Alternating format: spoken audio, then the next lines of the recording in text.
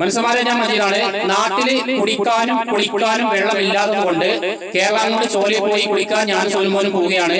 അത് നിങ്ങൾക്ക് ഞാനൊരു പാട്ടിലൂടെ നിങ്ങൾക്ക് കാണിച്ചു തരാം. ചാന്തക്കം തെന്നിയും താളത്തിൽ തുള്ളിയും, അതാണ് പാട്ട്. കേട്ടു നോക്കൂ.